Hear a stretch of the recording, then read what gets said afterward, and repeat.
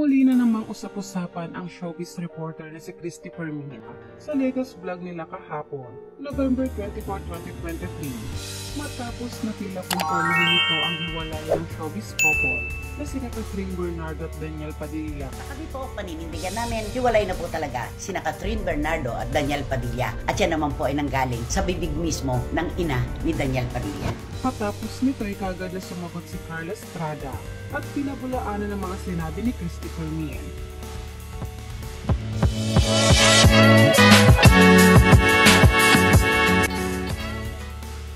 Ilang linggo na ang usapin ng hiwalayan ng Phenomenal Love Team at real-life couple na sina Catherine at Daniel. Ngunit ni isa ay walang nagkukumpirma sa balitang ito at tanging mga haka-haka lamang ang mga lumalabas. Maging ang magkasintahang involved sa issue ni sina Catherine at Daniel ay hindi rin nagsasalita tungkol dito. Ngunit tahasang sinabi ni Christopher Min sa kanilang vlog kahapon na may source siya na kaibigan di umano ng nanay ni Daniel na si Carla ang nagsabi sa kanyang kinumpirma mismo umano ni Carla ang hiwalayan ng dalawa. Mga pahayag ni Christopher Min, kami po maninindigan na hiwalay na po talaga sina Daniel Padilla at si Catherine Bernardo.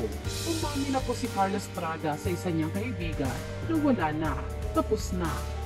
Kasabay nito ay nagbigay ng mga posibleng dahilan sina Christopher Min sa paghihiwalay ng dalawa dahil anila, ito raw ang hindi pa makukumpirma sa ngayon.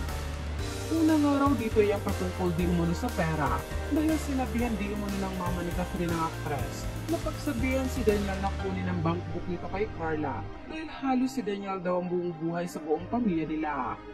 Isa rin umano sa posibleng dahilan ay maaaring may matagal ng pinagtatalunan ng magkasintahan at ngayon lamang napuno ang dalawa at napag-issue ng maghiwalay.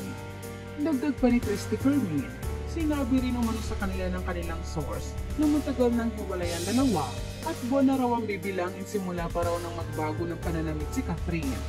Hindi lamang umano maamin ang mga ito, dahil maaaring may ini-endorse pa ang mga ito na hindi pa pwedeng ilabas sa publiko na hiwalay na sila. Maaari din umanong ayaw magsalita ni Daniel bilang pagiging gentleman at hinihintay na si Catherine ang mag-anunsyo nito. Gayunpaman, sa kabila nito, sinabi ni Christopher Min na baka magpapahinga lang saglit ang dalawa sa kanilang relasyon, ngunit magkakabalikan din pag naayos ng lahat.